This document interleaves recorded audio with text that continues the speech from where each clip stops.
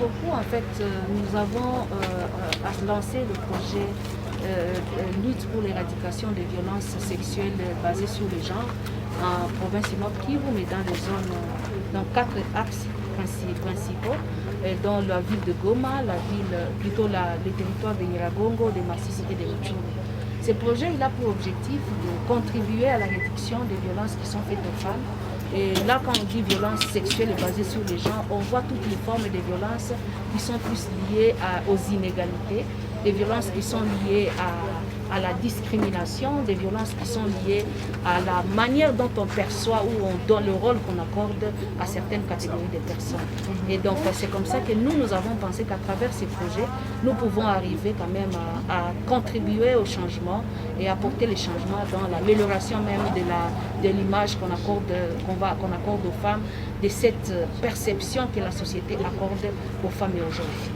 La première stratégie sera pour nous d'abord de mener des actions de plaidoyer pour rendre effective l'application des lois. C'est que nous voulons que la loi, surtout les lois en matière de lutte contre les violences sexuelles, soient respectées et observées au niveau de notre communauté. Nous voulons lutter là contre l'impunité. Ça veut dire que nous devons mener des actions en fait, qui permettent à ce que tout le monde comprenne un peu ces différentes lois, des instruments juridiques nationaux et internationaux. Mais aussi, nous allons avoir une autre stratégie, ce sera celle d'amener, de renforcer les capacités des policiers, de renforcer les capacités des phares d'essai qui travaillent dans ce domaine-là de protection, de sécurité des populations pour qu'ils aient une autre perception et qu'ils accordent, qu'ils fassent efficacement leur travail de sécurité et surtout à l'endroit des femmes et des enfants. Et nous allons parler aussi de la question, surtout bien plus de la question de la protection de l'enfant. Parce que cette question-là va nous aider à pouvoir arriver. Si vous protégez un enfant, vous protégez aussi sa mère, vice-versa. Donc, vous voyez, donc ça sera ça, en fait, le focus sur lequel nous allons mettre dans le cadre de ce projet.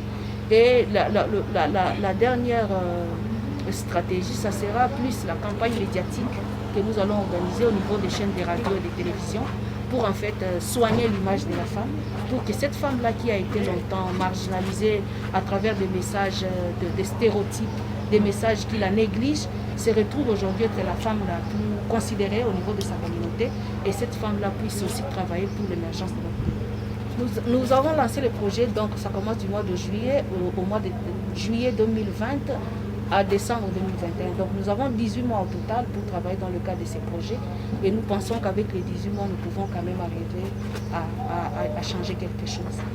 Une plus grande value dans le cadre de ces projets parce que les projets lui-même, ils touchent la personne de la femme, la responsabilisation de la femme.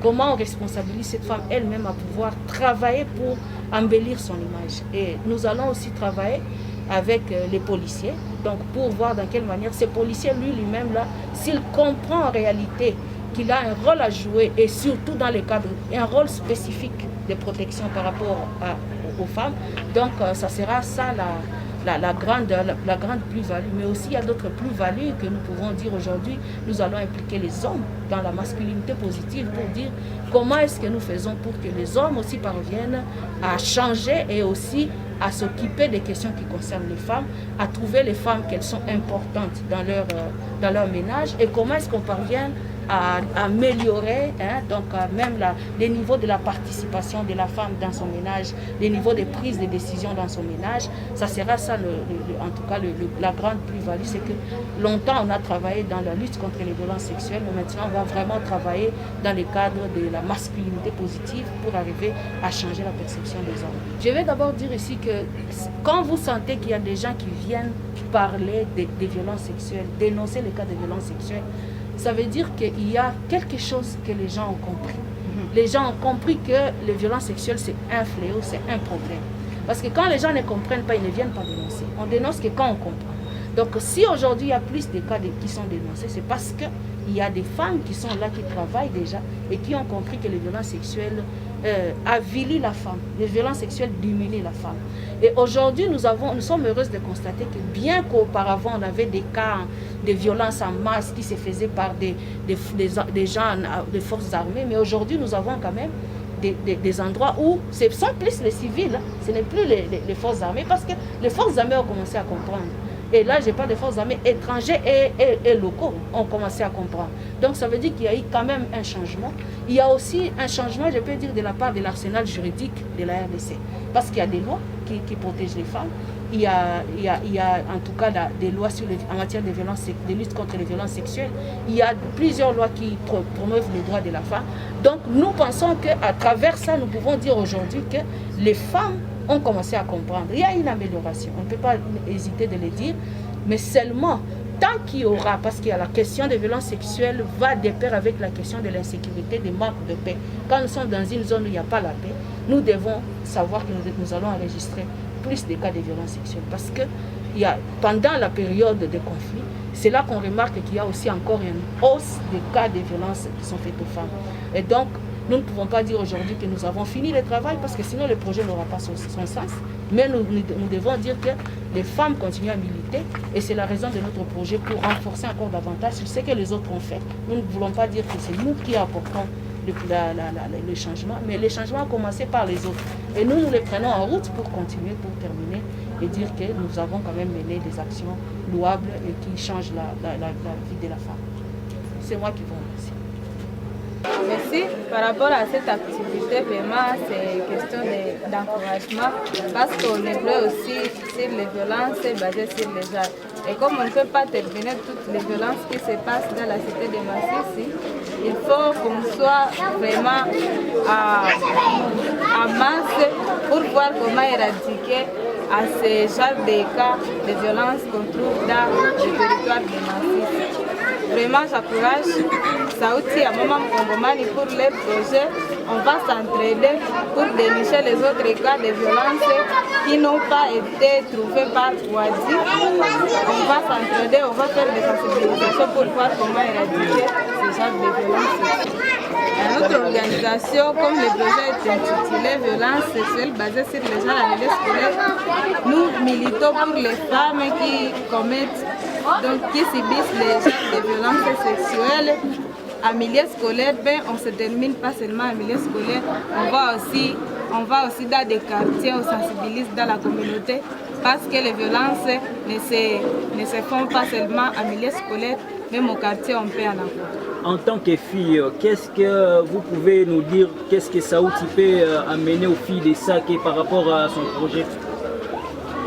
Étant fille, je recommande seulement à Sauti, à Maman Kongomani, de pouvoir accompagner les filles psychologiquement, mais aussi financièrement, si possible, parce qu'il y a des filles qui commettent les genres de violences, ce n'est pas seulement les garçons qui peuvent commettre les genres de violences.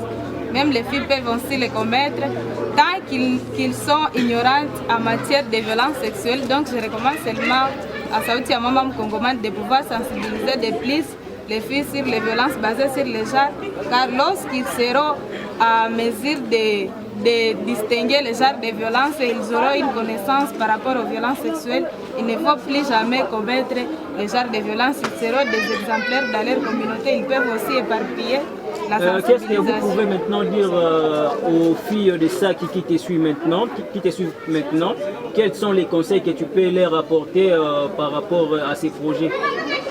Ce que je recommande aux filles, d'être seulement passionnées, avoir le courage de participer lorsqu'ils seront sensibilisés, de pouvoir éparpiller, donc de pouvoir divulguer l'information aux autres filles de ça, parce qu'au fur et à mesure qu'ils auront une connaissance par rapport à la violence sexuelle, l'information qui sera divulguée dans la communauté de ça peut amener un changement positif pour les filles. Et les filles seront respectées parce que quand les filles s'exposent aux cités, partout au quartier, ce n'est pas seulement les garçons qui sont les auteurs, mais aussi les filles peuvent être aussi des auteurs de violences. Au fur et à mesure qu'ils seront là avec une connaissance, il faut informer aux autres. Elles vont informer aux autres et on va éradiquer ces genres de violences dans la territoire. Je demande seulement une motivation parce que en cas de sensibilisation, on raconte plus de difficultés si tu n'as pas une motivation, vraiment, tu peux être découragé. Financièrement, je demande, il faut avoir même des décès qui vont témoigner la sensibilisation que vous faites. Ok, merci. Ok, merci. Oui. Merci beaucoup. Moi, c'est Eli Choukou Kisekedi. Je suis coordonnateur de... Votre nom, s'il vous plaît? Moi, c'est Eli Choukou Kisekedi. Je suis coordonnateur de l'organisation locale dénommée Mission contre la pauvreté, MCP en sigle. Le moment dont j'ai trouvé la chance de participer à une séance du lancement du projet intitulé « Violences basées sur le genre et les violences faites aux femmes au niveau du territoire de Massissi », que l'organisation Sauti ya Mama Mkongomani a gagné à l'organisation ONIFAM. C'est pour cette raison-là que je suis présentement devant ces micros. Qu'est-ce que vous pouvez nous dire par rapport à l'activité qui vient de se dérouler aujourd'hui? Voilà, c'était en fait une activité du lancement officiel du projet parce que c'est le projet qui a été initié par Sauti ya Mama Mkongomani vient de nous expliquer réellement par rapport aux différentes activités qui se feront pendant qui seront déroulées pendant ce projet. Nous expliquant qu'on aura les activités de sensibilisation, on va organiser des groupes de réflexion surtout sur le main engage où on est engagé. On aura des cliniques juridiques par rapport aux activités prévues selon les projets de notre organisation Sauti ya Mama Mkongomani. Ok, je vous remercie. Merci aussi. Okay.